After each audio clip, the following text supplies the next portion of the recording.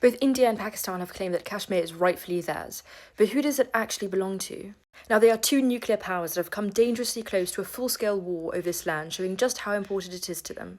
Actually, multiple wars over Kashmir have already happened between the two countries, and continuous low-scale military confrontations are very often. But how did we even get to this point? Well, the two countries that we know as India and Pakistan were both part of British India during colonisation. During this time, much of India was organised by princely states, of which there were over 500, which were indigenous-ruled autonomous regions that were still subject to British indirect rule.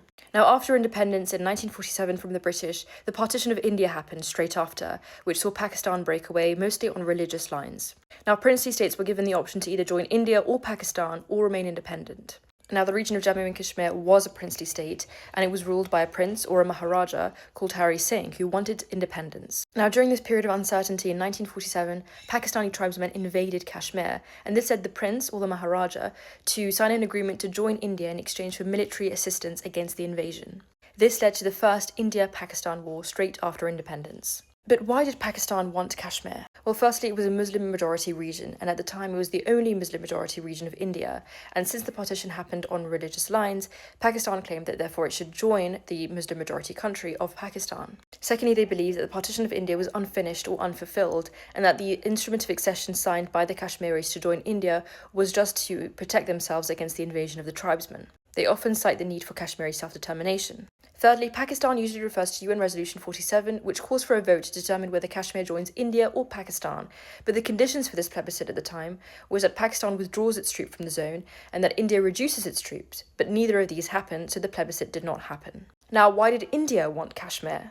Well, India views it as a core part of its territory, and to give it up would be an erosion of its sovereignty, its territorial integrity, and its national identity. India also cites that the instrument of accession to India signed by the Maharaja was a legally binding document. Now, in 1949, after the war, the UN brokered a ceasefire which split the region into an Indian-administered side, which is about two-thirds, and a Pakistani-administered side. The 1972 Simla Agreement turned the ceasefire line into a line of control which serves as a de facto border which is heavily militarized. In fact, currently, Kashmir is the world's most militarized zone, with about 500 to 700,000 Indian troops alone stationed there. Now, not only are these two states in disagreement over who the land belongs to, but also an armed insurgency has developed in the Indian-administered side of Kashmir, which has caused hostile relations between Pakistan and India as India accuses Pakistan of funding these insurgents. Now, in 2019, Indian Prime Minister Narendra Modi revoked Article 370 of the Indian Constitution, which gave Jammu and Kashmir a special autonomous status. This meant the full integration of Kashmir with India. Naturally, this was fervently opposed by many Kashmiris, so in response, the Indian government launched a full security crackdown, imposing a curfew, an internet blackout, and the detention of political leaders, all of which has caused so much international outrage, given India's status as a democracy. Now, with constant military standoffs between India and Pakistan in Kashmir, the relations between the two countries have become incredibly hostile, with peace talks having been stalled now for many years. Now, the two nations are nuclear powers, which means that the stakes have become very high and tensions have become incredibly heightened.